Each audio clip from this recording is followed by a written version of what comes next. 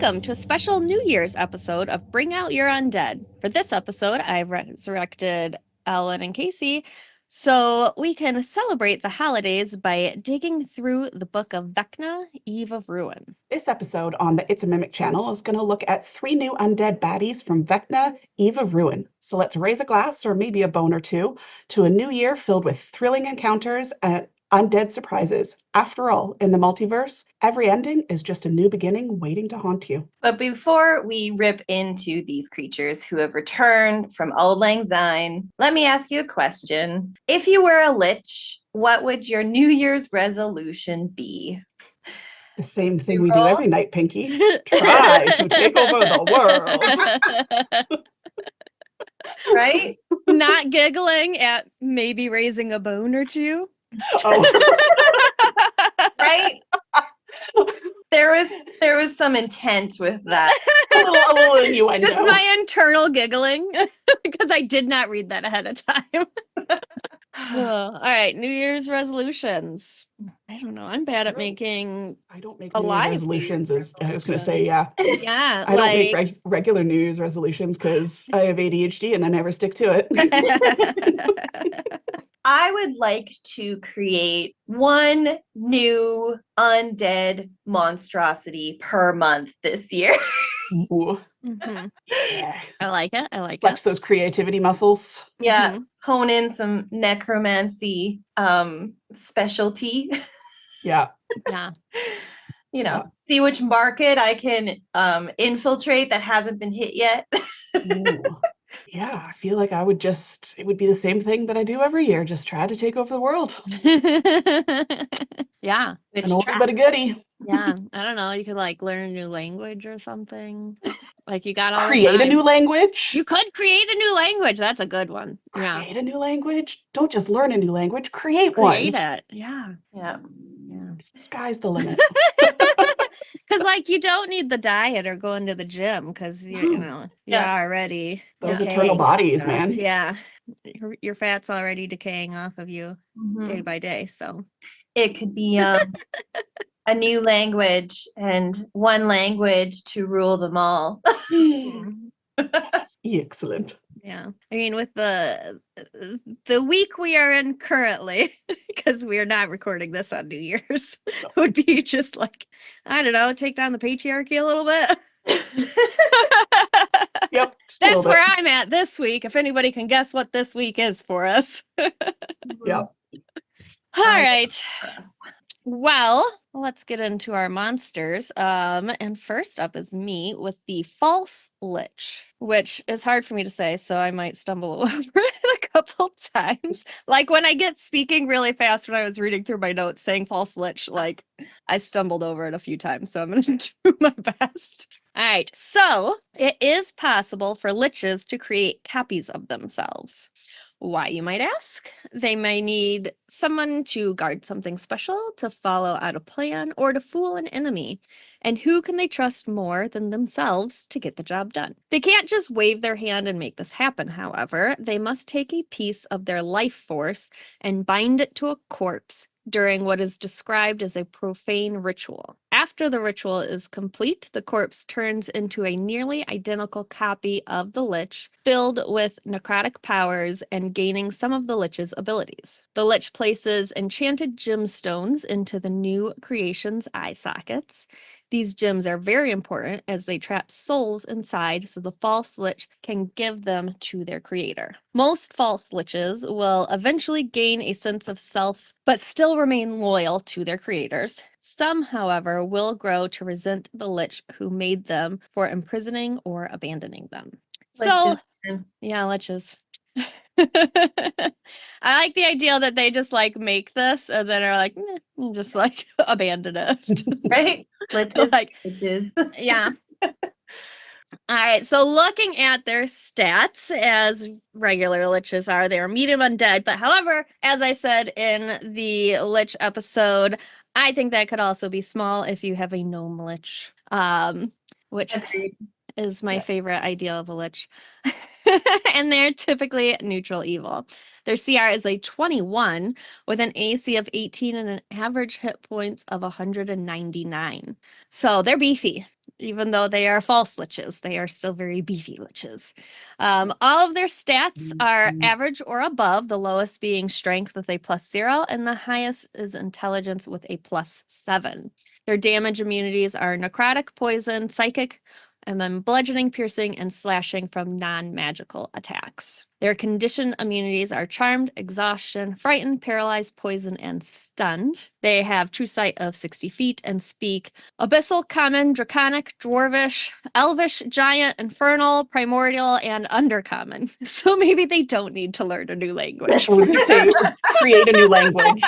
You just smush them all together. They seem to have them all. I don't know why that just doesn't say all languages. There's not many left.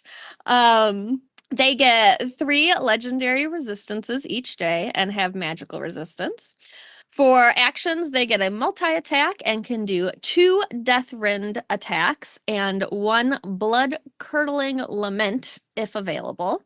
The Death Rend is a +14 to hit and does 3d10 +7 necrotic damage. Oh boy. The blood-curdling lament is a recharge attack with a 5 or a 6. It emits a hideous shriek charged with malignant energy. Each creature within 30 feet of the false lich must succeed on a very high wisdom save or have the frightened condition for 1 minute. While frightened in this way, the creature also has the unconscious condition. An affected creature can repeat the save at the end of each turn, ending the effect on itself with a success. Yeah. And that them becoming unconscious is important for a future trait as well. They also have spell casting and at will can cast detect magic, fly, and mage hand, and prestidigitation. 3 times a day, they can cast dispel magic and invisibility on themselves. And once a day, they can cast globe of invulnerability and hold monster. And as a bonus action, they have Soul Siphon. So the false lich targets 1 creature it can see within 120 feet of itself. The target must make a charisma save. If it has the unconscious condition, it has a disadvantage on this. So if they get hit with that recharge ability and are unconscious, and then this is a bonus action that they can do every round, they have disadvantage on this. They take 6d6 force damage on a fail and half on a save. The false lich regains HP equal to the amount of force damage taken. If the target's HP is reduced to 0 during this, then the target dies immediately. It's on a bonus action. You don't even have a chance to do anything. No. No. Its body disappears and its soul is trapped inside of the gem in the lich's skull. So, like, there's not even casting Revivify or anything like that. The body is gone. It's just poof. Yeah. After 24 hours, the soul is transferred to the false lich's creator. When the lich's HP is dropped to 0, it dies and disintegrates, leaving behind the gem. So there is a tiny bit of an upside or hope here. Crushing the gem releases the souls trapped inside, and the body reforms in an unoccupied space near the gems in the same state it was when it was trapped. So you are still at 0 hit points. It's unclear if you can then throw death saves or if you would need a spell to bring you back, but at least your body is there. So your party can attempt something. And that's not it. They also get legendary actions, which they get 3 of. The first is Spiteful Teleport. The false lich, along with anything it's carrying, teleports to an unoccupied space it can see within 60 feet. And it can then make 1 Death Rend attack if possible. And then for 2 actions, it can cast any of its spells with its spell casting abilities. Damn. Ooh. Yeah. So What that a way is to start off the new year. yeah, that's our false liches. So let's roll and ask questions as we do. Well, that's an 18. Nat 1. 8. We had a real stretch there of Yeah. across the board. All right, so Owen, you're going first. What sort of role-playing ideas do you have for the false lich? Oh God, I'm just thinking like as a DM, I would love to throw this at a party. As a PC, I would absolutely hate this. Yeah. Yeah. Like this is Begin emotional trauma. 100%. 100%. Like that is the only thing that I am thinking. And I mean, okay, so one of the big things is with this soul siphon that I'm thinking is like it says that after 24 hours, the gem transfers the soul to the false lich's creator. But if you kill the false lich, drop it to 0 hit points, it immediately disintegrates and leaves behind the gems. Your party would have to know, A, this is a false lich, B, that these gems contain the souls, and C, they need to get that soul within 24 hours or else it's gone. Mm-hmm. And so I feel like that would be like a really good plot hook of, you know, someone like they're hired to kind of deal with this false lich. Now, first off, like your party is going to be 12, 13, 14, 15 level. Like you're going to be up there. This is not something that you're throwing at your lower level parties. And I mean, Eve of Ruin is 10 through 20, I believe, for their little campaign. I believe that's what it is. So I would imagine that you would definitely be up there. So I would assume that you would have someone in your party that might have some sort of knowledge around these false liches. And if not, they know where to get information. So they're hired to deal with this false lich. And it's because this false lich had killed someone of importance, maybe like the high priest of, you know, that specific temple or something along those lines.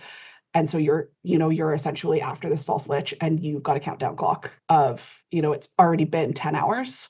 So you have 14 hours to get to this thing, find it, kill it, and make sure that you get that stone or that gem and be able to get that body back because there's a, you know, they know that this soul is going to be going to the creator. And whether the creator's, I don't know, your final boss of Vecna or whomever, it's not going to be a good time if that happens. Yeah. Yeah. When I like told Dylan this, he was like, "Oh man, did they during Critical Role actually kill a false lich and not Vecna?" And I was like, "That would be some shit." I didn't even think of that. Highly possible. I didn't even think of that. I was so focused on that final episode of Joe Magnello,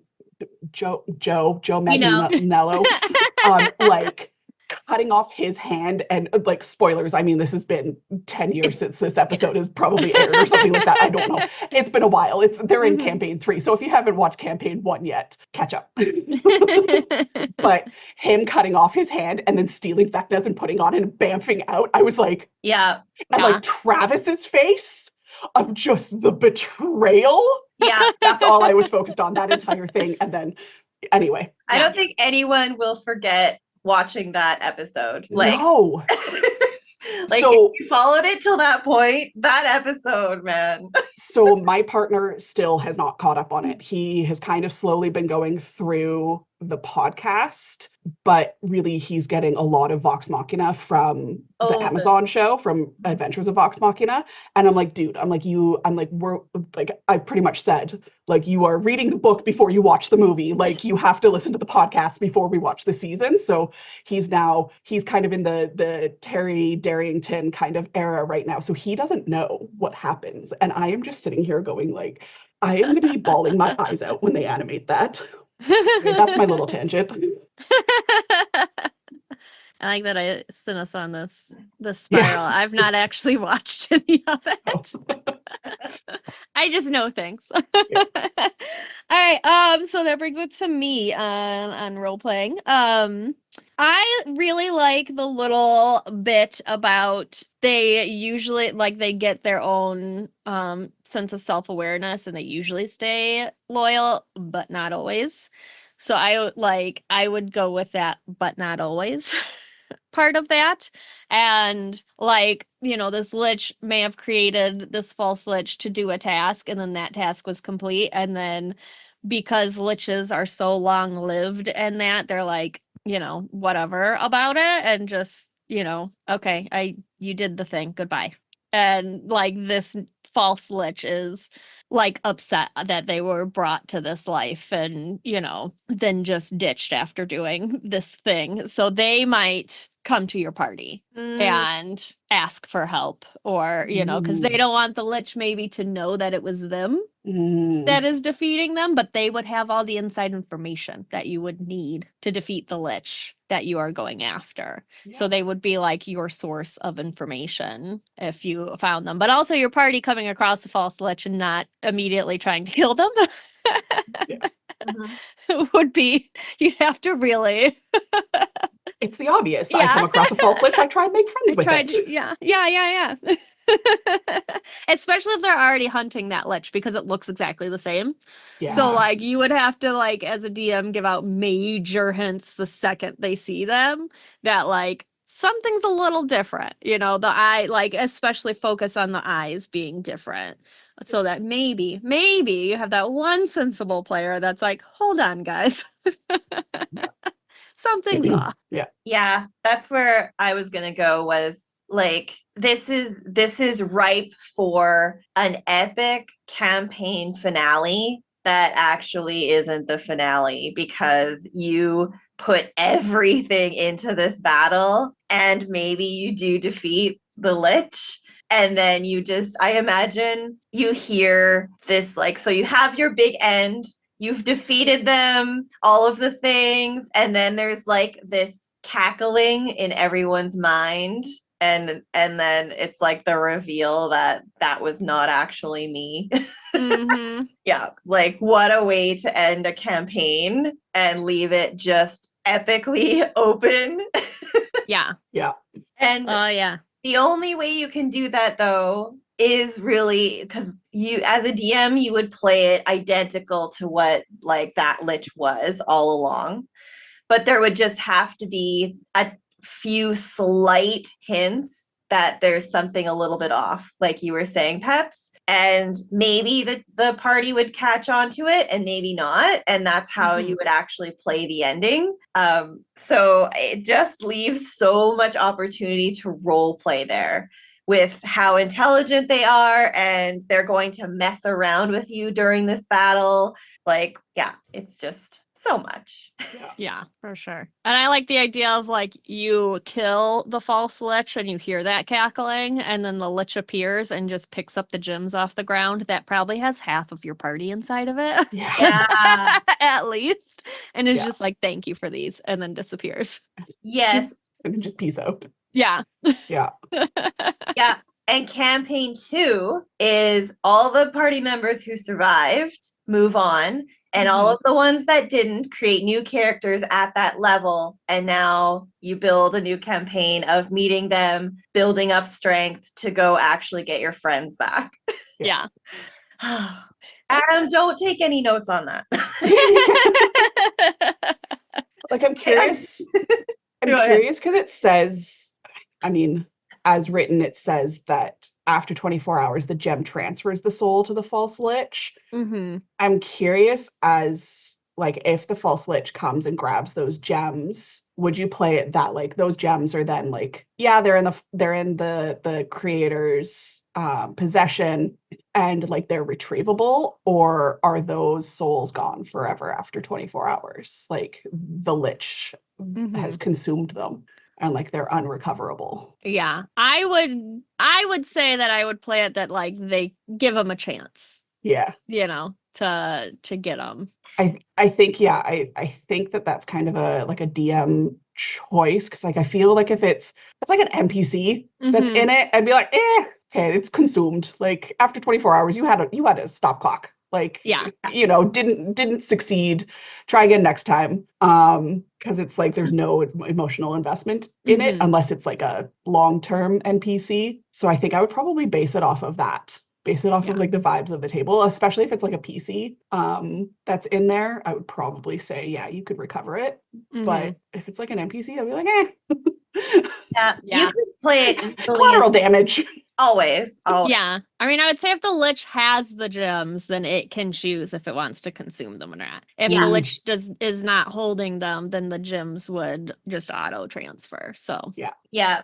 I would say in this epic win, but then sudden defeat moment, the Lich could pick them up and say, maybe I'll keep these as like a trophy, knowing who's inside, and then vamp away. So like you're now trying to find their lair, and like the gem is like sitting up on like some sort of it's just on their mantle. Yeah. In some like showcases, some little crystal bowl. It's just, and like, it's like cut scene, and it's the Lich going and putting it in a crystal bowl, and there's like 40 other gems in there, and it's like or it's like the TVA and you open up a drawer in a desk and there's just like soul gems. Right? Yes. I like the idea of there being a little plaque under it that has your character's name on it.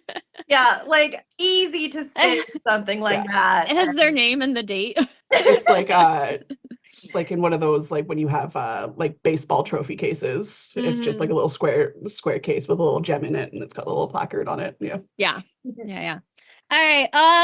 So exploration, what would you do? I mean, this guy's got legendary actions. I feel like he would almost, I guess not really like layer actions as well, but like I feel like he's got teleport. He's gonna be bamfing around.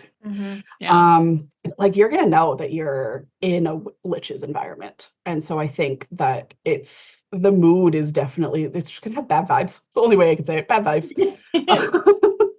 I don't know. Like sense of dread. Yeah, just like when you just like walk into a place and you get that like the hairs on the back of your neck start standing up type thing. And so I think that there's definitely a lot of room to really kind of like, I always love like environment description and really like painting the picture for players. Or being at a table where a DM paints the picture. And so I think that this is like a really good opportunity to set that mood. Whether or not you're actually using actual in-person, like physical, like you're using a fog machine, if you have access to it, you are using lights and sounds, and you are actually going to create that physical environment for your players. Or you're just describing it as, it is dank, it is cold, it is lifeless, it is like, it makes your soul feel lonely.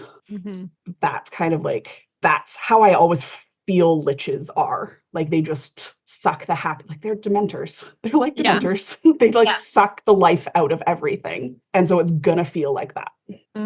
Yeah. I always like in the undead talking about like the body horror and that kind of stuff. And I think if I remember correctly, back to our Liches episode, which was quite a while ago, we talked about them like, because they have prestidigitation, like keeping themselves looking very nice and fancy and well kept, and they would have like the picture of them has like gems and fancy belts and robes and that on them. Jewels and stuff, I think one thing with these, since they are more task driven, is that even though they have prestidigitation, would not care so much about how they look, if their clothes are getting tattered or dirty or anything like that. And I think that would be a big clue to your party and that there's something off with these. I would also lean into like the gleam of the gems in their eyes and like describing those very well and clearly as a clue that this is not your typical just straightforward Lich, and that something is off with them. But I think you could really play with just how they appear as something is different here. And if you look at the art, it looks as though there's like chains around the false Lich, like it's that epic control that the Lich has. So I wonder if you could even play off of that and not necessarily have like actual chains around it, because that would be a dead giveaway, but have some sort of invisible manacles that are present. And if a certain spell is used or there's a certain high roll or of perception from your magic users, as a DM, you reveal that there seems to be some sort of manacle going on around their wrists, like they may be controlled by something else. Yeah. And that could be a bit of a hint that would take some thought through from the players to actually reveal, but it could be in like your back pocket as like, hey, if you roll high enough or you like use the right spells, this will be revealed. Yeah. Like your wizard would have to have a real good history check. Yeah. To be like, this is why. Yeah. Or like, and like if there's the classic detect magic, like it's everything is going to be magic, of course, but maybe there's an additional perception or investigation check going on, and then you can hone in on, it seems like there's extra magic surrounding their wrists or something like that. Yeah, I like it. And that brings us to combat, which there's so much to go with the combat of these. We could have a whole episode about just the combat. Just the combat of this guy. This is another one where combat don't. Pretty much. This is your end battle, otherwise running away. This is y'all need to be prepared for this. 3 legendary actions: Blood Curdling Lament, Soul Siphon. Like, so fun to play as a DM. So terrifying as a player. So terrifying as a player. And I think that's just okay, you've killed this thing. I'm going to give it to them. They've killed it. It's done. What are they getting out of the deal? Because, dear God, they need to have something. There needs to be something other than XP that they're going to be getting, and maybe a level or 2. Yeah. I mean, like you said, Peps, they are going to be pretty bedazzled. So I think, there's prime opportunity to throw some legendary items, the party's way. When it comes to this, not only are they going to have the soul gems that end up kind of falling out of them or getting left behind when they disintegrate, but I think they're going to be pretty decked out with some good legendary items, or rare items, things like that, that are going to give your party the opportunity that, hey, this isn't your final battle. And this might help buff you up a little bit for when you do actually encounter the next Lich. And I think that that's really what you're going to have to look at is what's going to help aid the party kind of moving forward, or even like what's going to kind of allude to the fact that this wasn't your final Lich as well. So does the crown also disintegrate? Like you would have assumed that it was going to drop, but does that also disintegrate because it was part of its, corporeal, being? And things like that. So it'll be, you could kind of play around with that a little bit. Yeah. I like that. I like the idea of like catching it right after it has finished whatever its task was. So if that task was, it went to go get the phylactery of the Lich and has that in hand, then when it dies, it has, you get the phylactery, or at least one of them for the Lich. So that would be a good reward for your party if you want to be a nice DM. Yeah. That is a big gift. But reasonable. Yeah. Because who better to retrieve your phylactery that potentially like is at risk of being stolen from, like its location has been revealed, is to send yourself, but not yourself, to go get it. That is very good. Again, Adam, don't use that. Don't do it. I do have one other question with these is how many false liches can a lich create? How many liches can a lich? King lich? A lich king could lich liches? Yeah. Exactly. Like, could they have multiple out there? Well, I would say that it would be dependent on the power of the OG lich. Yeah. Because it takes a piece of their life force. So Yeah. it couldn't be an infinite amount. No. It would have to be like a specific amount. Voldemort making his Yeah. Horcruxes. Yeah, like I was thinking maybe it must be equal or less than the number of phylacteries it has created for itself. So that is like the limiting factor. Because if it decides to split itself, I don't know, 9 ways. Yeah. Yeah. Then it can only ever then create 9 false liches in its like life in quotations. Yeah. Yeah. I would almost say as a DM, when you create your lich, roll like a D4 or D6 or something. And like that is your number of how many it can create. Yeah. Yeah. Yeah. And I do one last thing on the exploration is I feel like most of the time when you go into a battle with a lich, you are bringing the battle to them. Like it will sit pretty in its lair and whatever.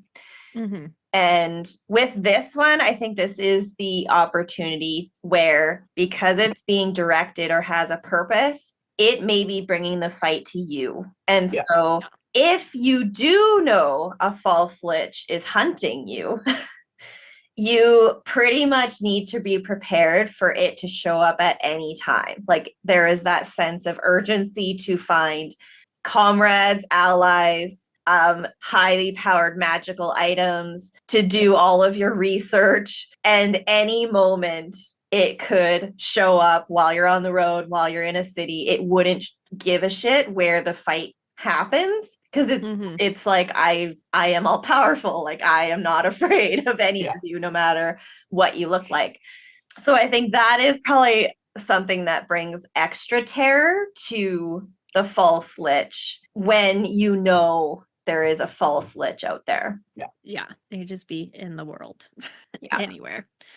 All right. I don't know that Casey and I answered combat. So real quick, I mean, this is a TPK. Like just waiting to happen, really. Yeah. With the if you go in and you get the recharge ability off first thing, and like immediately people are unconscious and getting disadvantage on your bonus action, then because you can do the 2 death runs plus the recharge, blood curdling lament. And then use the bonus action. Yeah. In 1 round. Yeah.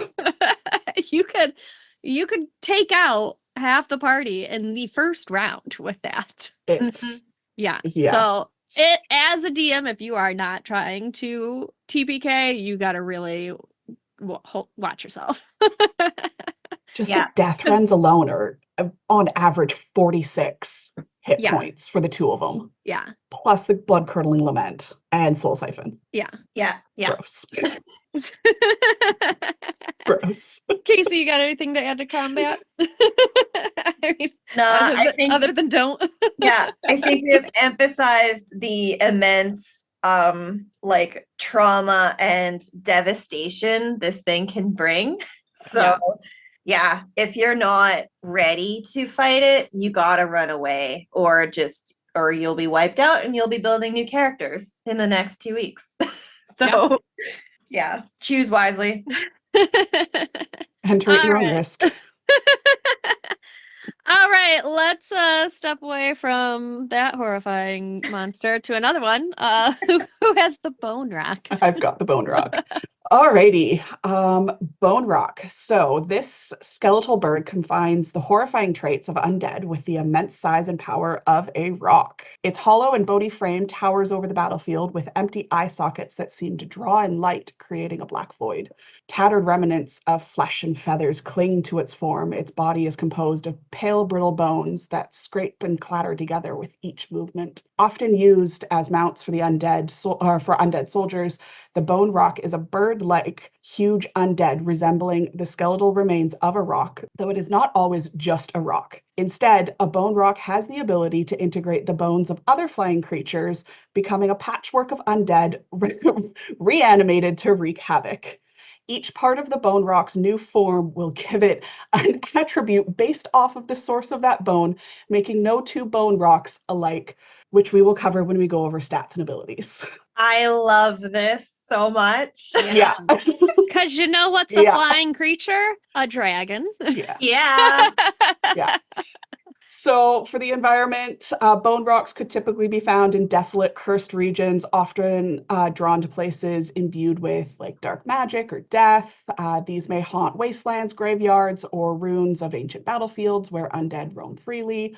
Bone rocks may be encountered patrolling skies, around strongholds of Vecna's forces, or summoned to defend key locations in the multiverse where powerful necromancers or undead armies are present. There wasn't a lot of kind of like lore, but or kind of environment in the actual book. But this was kind of thoughts and feelings. Mm-hmm. So remember at the beginning of the episode when I said the New Year's resolution would be, I'm going to create one new monstrosity every month. Yeah, you just This is create bone one rocks. of them. Yeah. Yeah. Alrighty, so bone rocks, they are a CR of 8 with a AC of 15, on average about 133 hit points. They've got a ground speed of 15 and a fly speed of 90 feet. It has a +5 to its dex, +4 to strength, +3 to constitution and wisdom, a 0 to charisma, and a -4 to intelligence. So they're strong, fast, agile, have decent mental and physical fortitude, but they are dumb as sticks. It has a +8 to dex and a +6 to wisdom saving throws. And a +6 to perception. It is vulnerable to being bludgeoned and immune to being poisoned and exhausted. It has a multi-attack, making 1 beak attack and 2 talon attacks. For its beak attack, it is a melee weapon attack of +8 to hit, 5-foot reach, and then with 1 target, it deals 2d8 +5 piercing. And then talon is also melee, +8 to hit, 5-foot reach.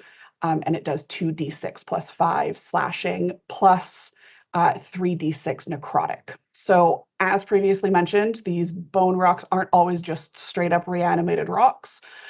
You are able to customize bone rocks by rolling a d6 and referring to the bone rocks source table on page 211 of Eve's Ruin. So on a 1, so if you roll a 1, it has the bone of a axe beak, and the bone rock's walking speed is increased to 50 feet from 15. Roll a 2, it's got the bone of a cockatrice. So a creature hit by bone rock's beak attack must succeed on a DC 14 Constitution save or have its speed reduced by 10 feet until the start of the bone rock's next turn. Giant owl, the bone rock's modifier for dex or for stealth checks is +8. For a periton, the bone rock has resistance to slashing damage from non-magical items or from non-magical attacks. For when you roll a 5, they get a pteranodon bone. So the bone rock doesn't provoke an opportunity of attack when it flies over, or when it flies out of enemy's reach. And then when you roll a 6, it gets a rock bone, and the bone rock's size is gargantuan. Its fly speed is 120, but its hit dice remain unchanged. Yikes. So Yeah. a lot of kind of boosts to the base of what that bone rock is. And I feel like you could, depending on where you are adding this creature into your campaign, you could swap in and out different flying creatures like dragon. Like dragons. Yeah. I would, with the dragon, give it like whatever it's that dragon's like ability was, like Fire for a red dragon. Yeah. They're like elemental ability or Or like a breath weapon. Yeah, pretty much. Yeah, I would agree with that. Yeah. I think that there's a lot of abilities to homebrew this. Mm-hmm. Like you could go kind of crazy. Yeah. And I think, I mean, you said it's a CR of 8, but I think like depending on what you added to it, if you did want to homebrew, giving it different features, you could like very easily increase that if you wanted it in a higher level campaign. Yeah, I think CR 8. Yeah. Yeah, it kind of depends on how many of the source bones you also give it. I think that you could definitely scale that a little bit as well. Yeah. All right, let's roll another dice. Ask some more questions. 13. 15. 16. Oh. Wow. Moving Yeah. on up.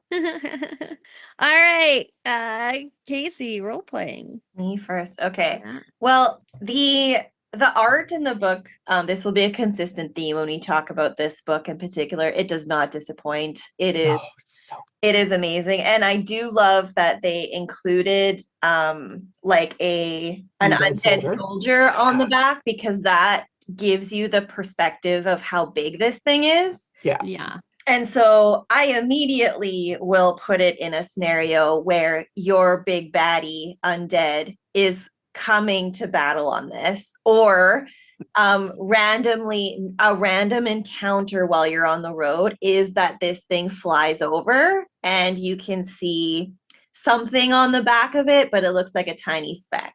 Yeah. So yeah, I love that. I got Game of Thrones vibes, of course, from the undead reanimated dragon and everything that brought in horror to me. So yeah, I would use that 100% as a way to introduce this creature. Mm-hmm. Yeah. I got mass like Nazgul vibes of them riding the things whose names I can't remember right now. But like just the way that the art depicts the undead soldier that is riding it very much looks like, I don't know, it's got Nazgul vibes to me. But yeah, I like the idea that this, especially if it has like a pteranodon bone, that it doesn't provoke an opportunity of attack. And if it also has like a giant owl bone, it's got +8 to its stealth. So these things could be essentially what they go out and scout with. Mm-hmm. Like if they're stealthy, if they're not provoking, opportunities of attack when they're flying down low, things like that, like these could be frightening to also hear. Like if you add in it's going to a little bit of the body horror, but if you add in, the bones kind of clattering and creaking together and all of that sort of stuff, and you are camping at night and you hear this fly overhead, I would be GTFOing. Yeah. I would be going back the way that I came. And the Nazgul Road fell beasts is what they were called. Thank you. Yeah. Mm-hmm. I was like, the thing that we all know what I'm talking about, but can't remember. I Googled it in the background. So thank you. Yeah. I mean, I would like to think of like what kind of quest you'd be going on to come across one of these. And I always like to think about like what rumors are being talked about in like just the town that you go in. Because I mean, anybody who plays like video games and that kind of stuff, like you go into a town and you talk to all the NPCs and you hear rumors, and that's how you get your side quests. So it'd be like that kind of a thing, and it would, you would find like one or two survivors of a party and like, yeah, I was on this adventuring party and we were hunting these cockatrices for this farmer out here. They were a real problem, and then all of a sudden this huge skeleton bird landed and started picking apart the bones of the cockatrices we just fought. And like, we were lucky enough to get away, but our buddies were not. And I don't know if they're still out there, and could you go find them? And we ran so fast we don't know what happened to them. Like that's the type of it's like they started eating the cockatrice bones, and then all of a sudden it just like leveled up. yeah, and then it started transforming, and as we were running, we just heard like cracks, and yeah. Creepy. Yep. Yeah. So I think that would be like a good way to send your party out to look for one of these. Yeah. All right. Exploration. All right. What do I think? Let me think here. We kind of touched on a few different things about like body horror. Its attacks are like, we're going to hear it coming because of that like clicking sound. I absolutely love that. I wonder if these creatures, despite being undead, would still have like a roost and, a home. And perhaps they would like to have babies and a family. And so they've made like a little nest. And so, like, I wonder if you needed to go out because it was wreaking havoc on a village or a town, and you needed to seek out its home to, like, destroy it and, tug at your heartstrings on the ethics around that once you get there. Yeah. But like, I think it would be like instinctually remnant of what a rock's like home and nest would look like. So there would still be, and it might even be the home it did have. So there would be like remnants of feathers and bits of like little rodent bones and things like that. And maybe there's even, oh my God, I'm going to go dark. Maybe because they'll never have like eggs and babies again, they have like replaced in their nest gems or like rocks that are just like the same shape as their eggs would be. And they've like created it like, well, maybe these are my eggs. Aw, These it's will like hatch if I when try hard enough. it's like when the gay penguins adopt a little Oh. rock. Yes. And they're like, this could work. And then they No. just like protect it and they are undead. So they will just like keep them forever. Forever. And so they will also protect them with their life if you go in to try and destroy them, but you don't realize that they have babies. Yeah. Like, I'm just thinking about like if you enter their realm to go seek them out, I think that could be an interesting spin to it. And maybe there's a pair, like maybe it was a pair that were turned into the bone rock. And so they just still have that instinctual, like mom and pop nature to them when they aren't being, like used as mounts and told to go do their thing. They are just, going back to their home. So cute. I love that in every undead episode we bring it back to just like something so cute and heartwarming. Yeah. Like, let's take these horrific monsters and make them as lovable as possible. Yeah. Feel bad for destroying them. They're just Big living their birds. little They're undead just big lives. birds that just wanna live their life, have a little family, maybe have like a little 2-bedroom, upper Manhattan, loft apartment. Yeah. For these guys, the art is so good, and like you just know that these things are gonna reek. They are gonna smell horrid, and that's like I'm very much stuck on like the body horror because I think the art is so good on it that like it's got remnants of feathers, like it's still got some kind of decaying and sloughing off like skin and things like that to it. It's gonna have a stench to it. It's gonna sound horrid with the bones clacking together. It's going to I think the sound that it could potentially make, like, those shoebill storks that make that, like, I'm legitimately afraid of shoebill storks, and I don't think that I could ever go to like Africa and encounter one because they scare me so much.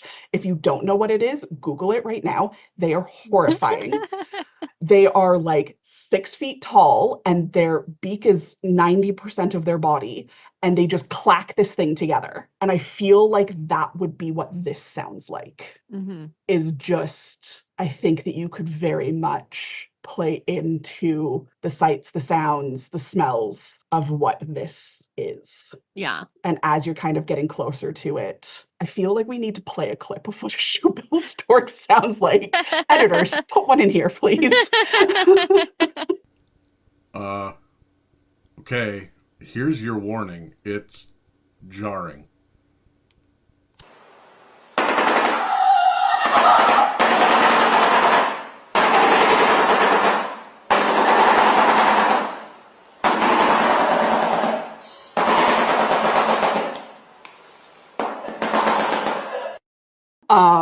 Yeah, it sounds like a machine gun. Yeah. Oh yeah, they look scary. Yeah, Focus it. They're horrifying. You might have to take off your background blur, but they're horrifying. Like their beak is so massive, and when they clack it together, it actually sounds like a machine gun. So I feel like that's very much the vibe that these things would have. Yeah. It tracks. Yeah. Yeah. I think both of you kind of touched on what came to my mind at first. One, the sound of them, and like the sound of them flying over you would be so terrifying. Just all of those bones clanking together. And I also did think about like what their nest would look like as well. So I don't know that I have a ton to add. That's the Like mine. you know, the curse of going third. It's all your good ideas have already been said.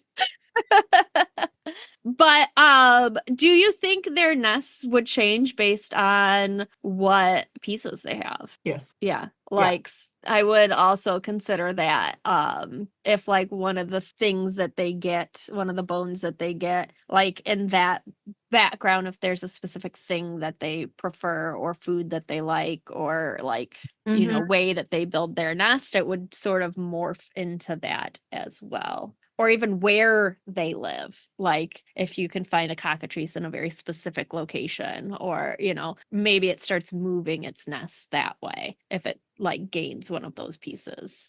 Yeah, I think that would add some flavor for sure. It's like, well, you don't normally see rocks in this area. Why is this here? You know? Yeah. All right. And that brings us to combat. Well, we gotta hone in on the single damage vulnerability of bludgeoning. It's also hilarious because I just imagine like a museum, a dinosaur, a dinosaur skeleton, and just an earthquake. It just crashes into the ground. So a great tactic, say you have encountered a few of these who are flying above you and attacking from the sky. Classic, like trebuchet with a giant boulder, and you hit one of these in the sky and it just shatters into all of the bones, and then the bones fall to the ground. Oh my god, it's like those little Mario bone guys. I was You literally jump on just their about head to and say they're that. like, Yeah, I was literally just about to say that. That was Yes. all that I was thinking about. Like Yeah. when this thing dies, is Yeah. it's just gonna crumble. Yeah, you just got to jump on its head and then it'll.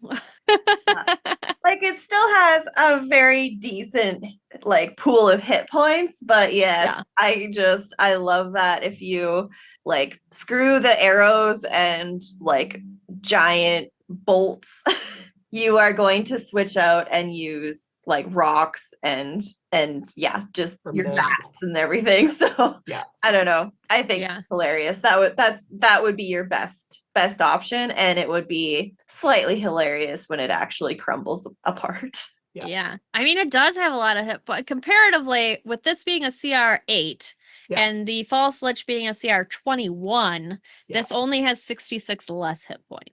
Yeah, I know. Like that's a lot of hit points for a bird. Well, yeah, it is. And that's why I think that there's that opportunity for scaling the CR with it as well. Yeah. I think we're all in agreement that when it dies, it's just going to crumble like dry bones. I think, I don't know what more there is to say. There's not. That's it. Yeah, I think what's interesting with these, with the combat specifically, is that you could fight 10 of them and the combat's going to be different depending on what other bones it's collected. So like your party never is going to actually know how to, like, it's going to take them several rounds to realize this one, the last one could only move this far. This one can now move 50 feet. Like, this one's running fast. like what is happening? Or the last one I could get opportunity attacks, now I can't. Like, what is happening? Like, so you could, I mean, I would throw multiples at different points in the campaign just to watch their confidence drain. Keep them on their toes. Be like, they're gonna be like, oh, we just fought one of these like 5 sessions ago. We got this. We know exactly what to do. And like, no, you don't. You don't. It's a completely different game.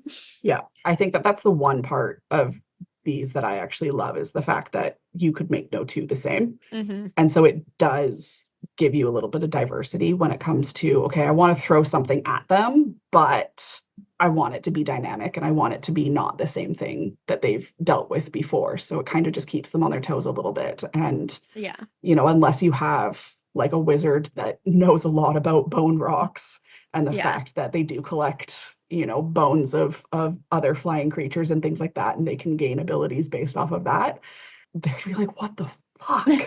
Yeah. I mean, even as we said previously, if you know, find a mommy and a daddy bone rock, and they would have different abilities themselves. So if you're Yeah. fighting two of them at the same time, Yeah. like you're gonna have to keep track mentally of which one Of has which is which which. abilities as they're flying around this battlefield, and they're gonna be moving quickly and changing things up the whole time. So like your party is going to really have to pay attention to which one is which and what abilities they have and vulnerabilities they have. Imagine you figured out a way, say there is two of them, and you figured out, or even one, you figured out a way to ground them, like bring them down to the ground, and you're like, because they only have a 15-foot move speed. And They have an axe beak one. And then they have the axe beak one, and it just bullets 50 feet at you. Uh-huh. Oh my god. The shot. Yeah. While clacking its beak like a shoe-billed stork. No. Ellie's just like, No. forever. Again, like I feel like at a base level, these guys are worthy of their CR8. You know, they've got their 2 attacks, things like that, just kind of based off of their, you know, vulnerabilities and their, you know, immunities and things like that. All in all, they're not too scary, but like when you start adding on the different bone sources and just the unpredictability of it, I think that that's when it starts kind of amping up a little bit into the no thank you. Yeah. For sure. All right. That brings us to, this is our last one. The mirror shade. The mirror shade. Our 3 monsters today were very like across the board, giving a plethora of diversity here. Yeah. Yeah, so let's talk about the mirror shade. They arise from trickster or callous rogues that refuse to enter the afterlife. The spirit can become a mirror shade, an incorporeal undead that look like human-shaped blobs of light. I feel like that gives you a pretty clear image of Little ghosty boy. dealing with. All right. Blob of light. Blobs. And they are most commonly seen in reflective surfaces like mirrors or glass, where they wait for a surprise strike. Since rogues are found everywhere, so are mirror shades, and the book notes that they are particularly common in outer planes. The art makes them look legit like a ghost coming out of a mirror. And there is a very great quote in the book, so I'm just going to read it because I chuckled. It is from Hopewell Lightfinger, a Sword Coast adventurer. Says, she was great at picking locks, but had a terrible, cruel streak. When the cloaker got her, we were glad we'd never see her again. Then, to our horror, we did. That's a good quote. I love the quotes in these books. They add so much flavor. From like Tasha's to Fizbin's to, you know, these kinds of things. Yeah. The writers are really killing it with the quotes in the books. I agree. All right, so these medium undead have an AC of 13, around 90 hit points, and a speed of 40 feet. Being incorporeal, they are not strong, but have their highest ability stat in Dex and Charisma. Charisma is at +4, Dex is at +3. They have saving throws in Dex and Wisdom. They're skilled in Dex and Stealth, not surprisingly. And they have the incorporeal ghost and undead abilities. They are resistant to acid, fire, and lightning damage, and non-magical bludgeoning, piercing, and slashing damage. They are immune to poison, psychic, and radiant damage, and the blinded, exhaustion, frightened, grappled, paralyzed, petrified, poisoned, prone, and restrained conditions. Mirror shades have dark vision of 60 feet and a passive perception of 11. They have no languages and are a CR of 10. Its abilities are all linked to reflection and deceit. If it is within 5 feet of a reflective surface, it has advantage on initiative. If a creature hasn't seen it yet, it must make a DC 18 intelligence check to know whether the reflection is a mirror shade or its own reflection. It can move along reflective surfaces without provoking opportunity attacks and move through translucent objects, but they are considered difficult terrain. It can take the hide action as a bonus action while it is within 5 feet of a reflective surface as well. These are just shady, roguish motherfuckers. Yeah.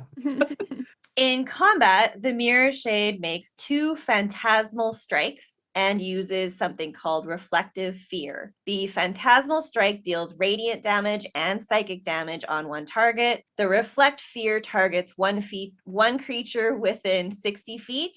The Mirror Shade projects an illusion of that creature's greatest fear, causing it to make a DC 16 Wisdom saving throw. On a fail, it takes 8d6 psychic damage and is frightened until the start of the Mirror Shade's next turn. On a success, the target takes half damage. And that's all. I mean, simple, right? Yeah. Simple. Simple. Yeah. Easy peasy. Yeah. All right, let's roll. We're going to incorporeal world now. 20. Well, Ooh, 16. 5. All right, role playing. I love the art for this, first Yes. off. Yeah. Yes, The absolutely. art in the book is so good. So the thing that popped into my brain when I had read this and when we were going over, when you were describing it, Casey, is how horrifying would it be if you were in like a fun house of mirrors, like a maze of mirrors with this thing? Mm-hmm. Like you are, I don't know, like I kind of am going into exploration with it as well, but like part of kind of the adventure is like you are going to, I don't know, like a wizard's tower or something along those lines, and you're going through like stereotypical little like dungeon crawl or like castle crawl, and you enter in this one area and it is just mirrors and you have to get through. And that in and of its own is like, oh shit, we've got to navigate through a hall of mirrors or like a maze of mirrors.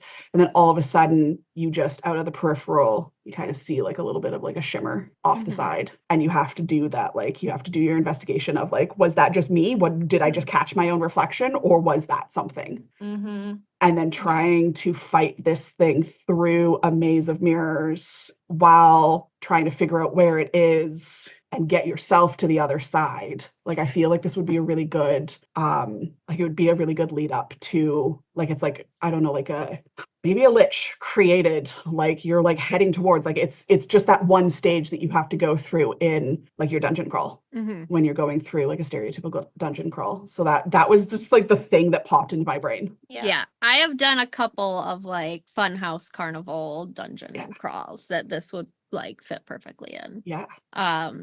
It'd be fun For both me, this was a few years ago, but I watched an episode of it. It was a character's introduction into the world we were playing. And she was stuck inside of a mirror and had to like escape from it. And like that is all I could really think about, is like these being in there. Like there were things grabbing at her that she had to like go past while stuck in this mirror. And if you did anything like that in your game where a character got sucked into a mirror or like a different plane of existence that was the inside of mirrors, which I think you could definitely play around with in your game, being like, you know, stuck by a wizard planting you into this mirror world.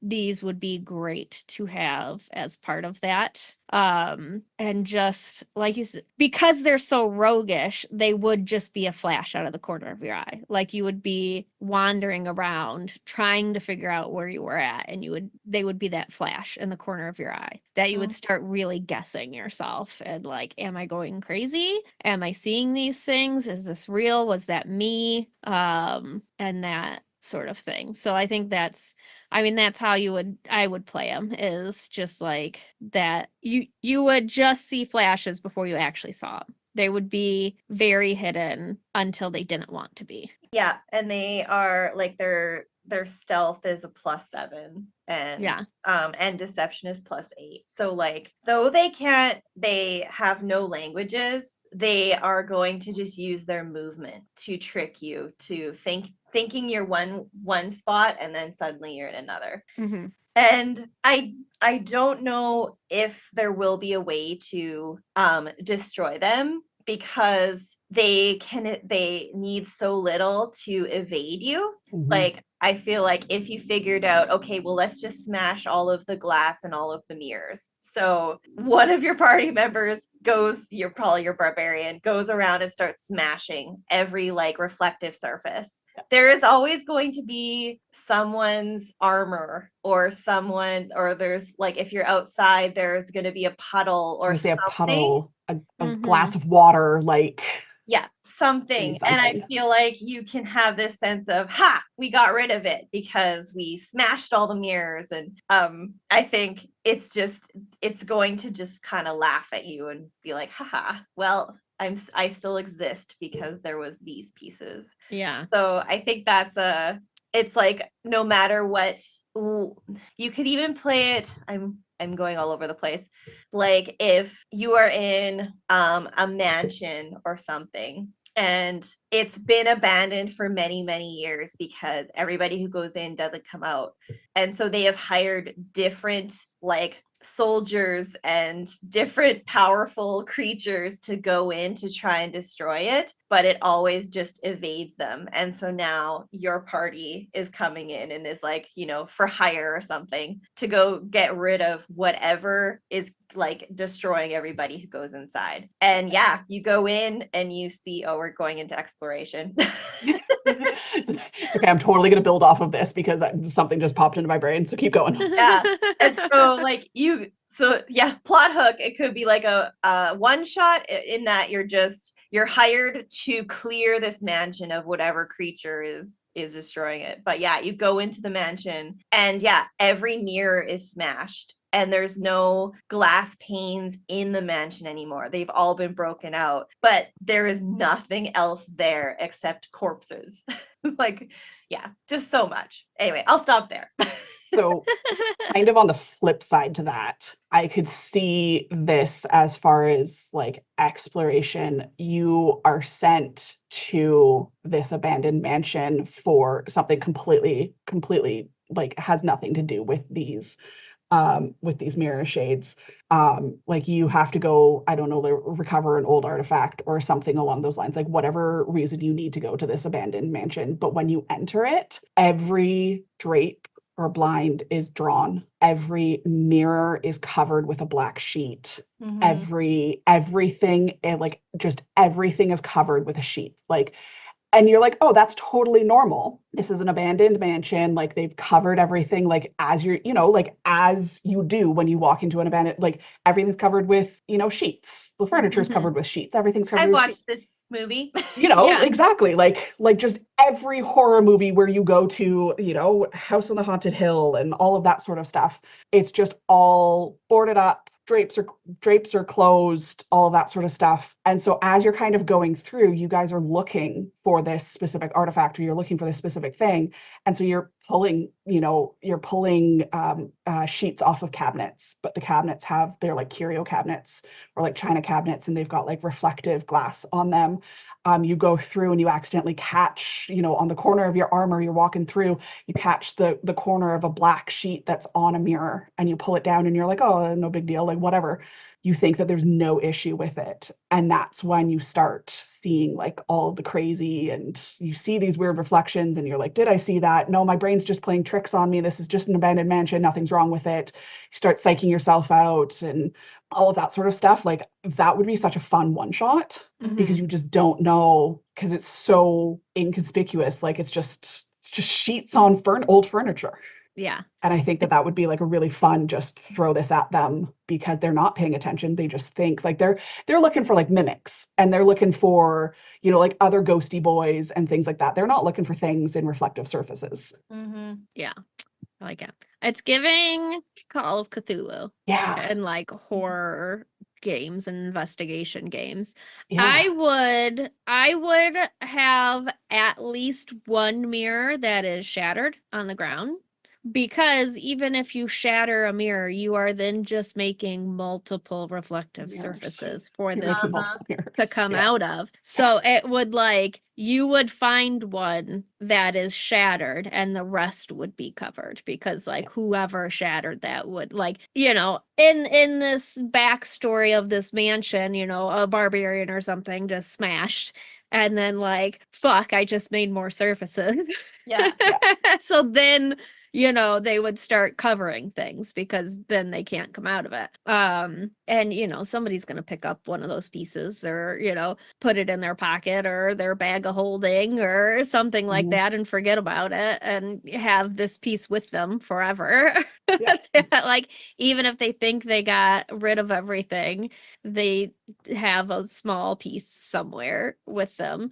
Yeah. So I like that. It's unlike the other ones that have very obvious body horror and, existential dread and that, this is such a sly, sneaky horror. It's not going to be immediate. You're going to pick up that shard and look at yourself, and your face is going to have a smirk. Yeah. That just seems off. Yeah. It's going to be a very slight, slow burn of a horror. And not a little psychological horror, a little jump scare, a little not just a giant bone bird landing in front of you. Yeah. And fuck. But this would be that slow burn of a horror film. Yeah. This is Silent Hill. This is yeah. And it seems like the undead that is in this Vecna book, it's really focusing on all aspects of fear and that mental fear, like with the reflect fear of creating an illusion of that creature's greatest fear. Like it's a different kind of horror when you're frightened that way than you're frightened because it's a giant ass bird and you are just ultimately frightened because the imminent death of just being killed by this thing is there.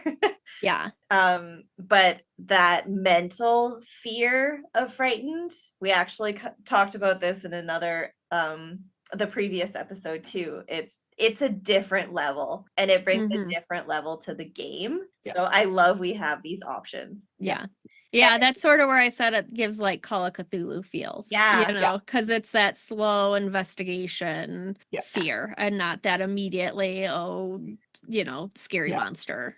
And like you said, Peps, that I was thinking the same thing about if the mirror gets smashed and somebody picks up a piece and say they've smashed everything and they feel like they have removed the curse or removed the ghost from the mansion, but they did pick up that piece when they wrapped up and put it in their pocket. And even some a paranormal investigator comes to confirm whether the presence is there or not, and indeed the presence has departed.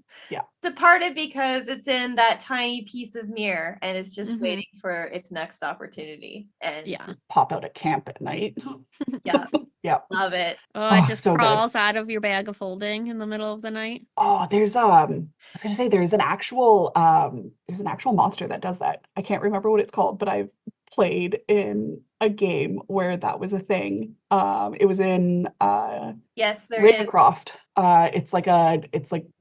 Essentially DM rolls a dice and it determines whether or not the bag of holding void monster crawls out of it at night and then snatches either people or items and objects and things like that. And it was so annoying to deal with because you never knew. Don't tell any of my DMs that. it's actually kind of a good one that if your party has a bag of holding and they're like, hey, we got a bag of holding, throw this thing at them. I always have a bag of holding. Well, I feel like it's a given for a lot of parties, but it's anyway. Anyways, combat for this thing. Okay, so I feel like a party could get very strategic in if they've figured out what they're dealing with. They've gone to this mansion and they realize that everything is covered and they uncover it by accident and they figure out, okay, crap, we're dealing with this with this mirror shade. I feel like strategically, the way that you would want to deal with it is you would want to essentially lure it into one specific area. So you're going to be covering everything except for this one mirror or this one window that is in this, and you're in control. So you're going to essentially funnel it into this one area where it has nothing but this one mirror that it is able to pop out of. I think that would be the way that I would probably play it as a character, is saying, okay, like, if my intelligence wisdom was high enough and I was able to figure that out, that we needed to essentially just funnel it to this one spot where we could be strategic in how we actually fight it. So, it would be like an interior room, and maybe we're picking up and we're carrying a mirror to the room and like clearing everything else out of it. And so it's only this mirror to be able to deal with it. Yeah. Like that would be the only way. That's the move. that would be the only way that I could see dealing with this, especially if, it exists in all reflective surfaces. So if you lure it out of one reflective surface and then destroy that reflective surface to the point where it can't go back into it, that would be the only way that you could get rid of it. Yeah, I like it. I would like to think about like what happens when this one dies, because I think you could add a lot of flavor into that. And like, does it ever really die? Yeah. I mean, I would definitely say like if it dies in a house where you have like covered everything and all the mirrors and all the glass and that, when it dies, everything shatters. Yeah. Every reflective surface in that house shatters. But like And shatters into your like crashes sand. everywhere. Yeah, the whole thing. Yeah. And you might, wherever it was standing, would just look like shattered glass or, crystals or whatever. And if your party does pick up any of, if it loots any of that, like I would come up with something to happen with those pieces, and however much time, or they would have to take it to like basically be exercised, take it to the clerics or something to make sure that it was cleansed, so that there's nothing else, maybe not this specific one, but that no other shade could use this piece to come back. Because I would say in the mirror world, there's multiples of these hanging out, and they would know when one died that, oh, this is a free area now. Yeah, I like the idea of every surface, every reflective surface it has moved through in its time in that area, is just affected by its death. Yeah. That would also be like your paladin's shiny armor or shield maybe gets dented or is permanently tarnished. And is no longer shiny, which could affect how like if their shield is their item, their holy item with their holy symbol, could affect how they then can communicate with their god. And like all the prestidigitation in the world does not. They would have to go to some sort of temple to get it cleansed to be able to use it again. Long I can see that. I love that. Well, something completely opposite just popped in my head.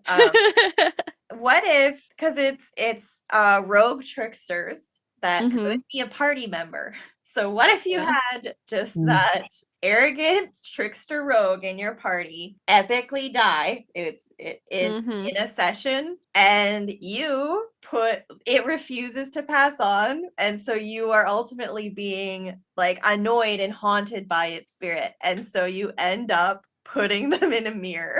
It's carrying around the mirror of your party member. Oh yes. My God, I love that. And it can help you in combat, because you can just bring the mirror out and walk around with it, and it can, if you're searching a mansion, or you're that's a wholesome twist. Like, okay, go. You can send it off like a Pokeball. You just send it.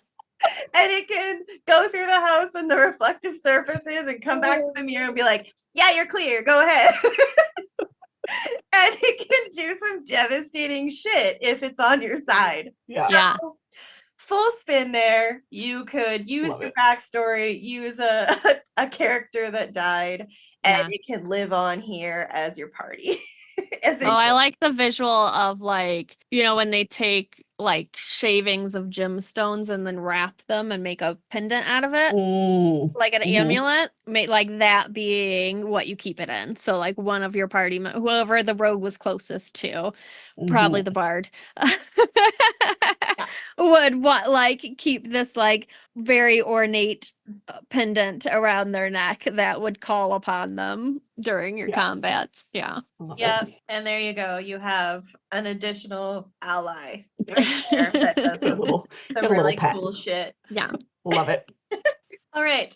So on a scale of 1 to 10 chilling shivers, how would you rank these nasty undead as part of the undead landscape in D&D 5th edition? We're starting at the top with False Lich. Hard pass. No thank you. 10 chilling All shivers. the chilling 10 out of 10 chilling shivers.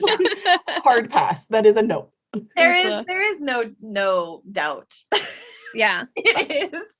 Even if you do find out it's a false lich, that doesn't help the situation. No, that makes it worse. It's like, yeah. Oh, it's not a real lich. Oh, but it's just still horrible. Yeah. I think it makes it worse because then the real lich is still out there. Well, Like I just had to go like, through all this bullshit. B, you're sitting there going like, was this a watered down version of the real lich then? Like, okay, is that like a 12 out of 10 then? Like, what is going on? Yeah. All right, 10s across the board. Fair 10. enough. Next is the Bone Rock. I want to like give this 7. I was gonna say I want to give this like an 8, Mm-hmm. just because I feel like that's just my personal like horror trauma of the just thinking that it's a stupid shoebill stork. It counts in your story. Like that's my own personal beef. I don't know, maybe in a past life one of those shoebill storks killed me. I don't know. I have like personal trauma from the Rock and Curse of Strahd. Yeah. So yeah, that's where my head goes. Yeah. And I feel like with these ones, like I'm giving it an 8 also just because of the unpredictability and kind of the like you can Lego build it together with the different bones and the different, from the different sources and things like that. So while on its base level, it's like, okay, yeah, it's a creepy bone rock. But once you kind of start adding those extra layers of the different bone sources and things like that, then it kind of, it ramps it up a little bit. Mm-hmm. Yeah. I'm coming in at like a solid 6 for me. Yeah. Like it's still not intelligent. It's devastatingly terrifying. But as far as chills go, I'm sitting at a 6. I think like also just with this list that we have today, I think if it was on a different list, it would be higher. Yeah. If this was on a different episode, Yes. with just like more regular undead creatures, but like going up against a false lich and a mirror shade, like it kind of brings it down a little, like they're still cool. I think the combat would be fun and creative, but not as scary as the other two we had today. Yeah. Fair. I would say like scarier in body horror than in anything else. Yeah. Absolutely. What was your score, Peps? What did you say? 7. 7? Okay. Yeah. 6, 7, 8. Yeah. All All right. kind of in and around.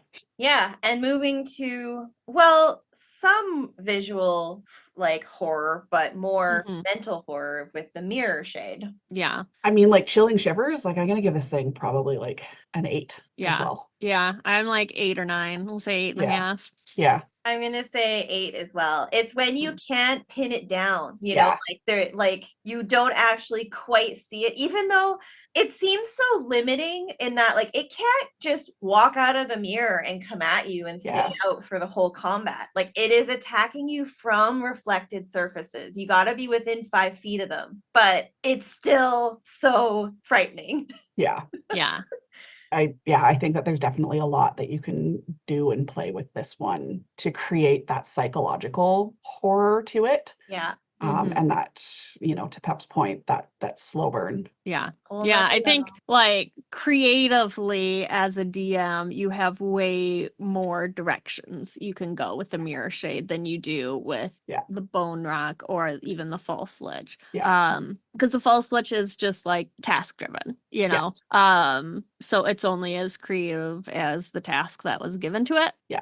But these they're rogues. Rogues are shifty and unpredictable, Yeah. and you can go so many different directions with it. Mhm. Do we feel like the mirror shade could pull you into the mirrorverse? I would make that a possibility. Yeah. Yeah. Yeah. And I feel like that definitely adds to it as well, Yeah. of you getting pulled into the mirrorverse and potentially coming in contact with multiple of these. I would Yeah. maybe have it be like a D100 roll and it be like a Yeah. very high percentage that it you'd have to get Totally. a 90 or above Yeah. for it to happen, but there is that possibility it could happen. Because it does, its phantasmal strike is a melee weapon attack. So Yeah. it does hit you. Yeah. So it Yeah. can interact with you. It's not just, that distance Yeah. attack. So Yeah. I would say it is not high strength because it is a ghost-ish. Yeah. Mhm. But anything is possible. Yeah. Yeah. I mean, even if it just grapples you and pulls you to the mirror and you're stuck Yeah. on the wall for, Yeah. a round or something, and you Yeah. can't really hit behind you or, even if you do, you're just cracking the mirror and making more mirrors More mirrors. for Yeah. it to come out of. Yeah. And you're just making your party members then try and save them versus attack the mirror shade. And so Mhm. it can just throw the reflect fear while it's holding on. Yeah. Yeah. Yeah. All right. Now it's time to lay 2024 to rest and hope that the sins of our past don't haunt us in 2025. If you'd like to discuss what you've heard here today, you can find us on Facebook, Instagram, and at r/itsAmimic. For more episodes on monsters and other D&D topics, you can find us on Apple Podcasts, Spotify, and YouTube, or wherever you listen to your podcasts. Thanks for listening. Oh, sorry. I thought You're 3, I'm 2. at the very You made it end- through 100. At the You very made it end. through an hour and 50 minutes of not. 99%. I love that. And it's not even highlighted for me. But I just reverted back to blue. It's me. Sorry, Ellie. Go ahead. All good. Thanks for listening to this special episode of Bring Out Your Undead. If you'd like to support us, we have a donate button on our website, itsamimic.com, as well as a store and a Patreon. You can check out the show note for details. Thanks for listening to It's a Mimic, where you never know what you're going to get.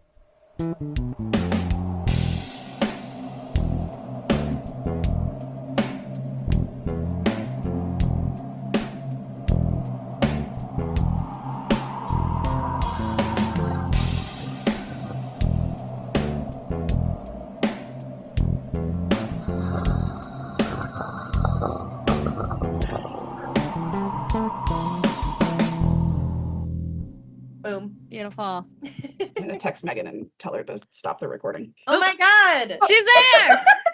Has she been there the whole time?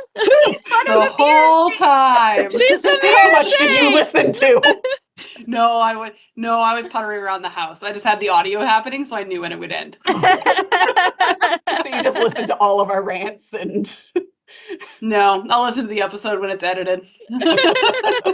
when they cut out my 10-minute rant on or 10-minute spiral down on Critical Role. Oh, can't wait. Sorry, that was my fault. It's all good.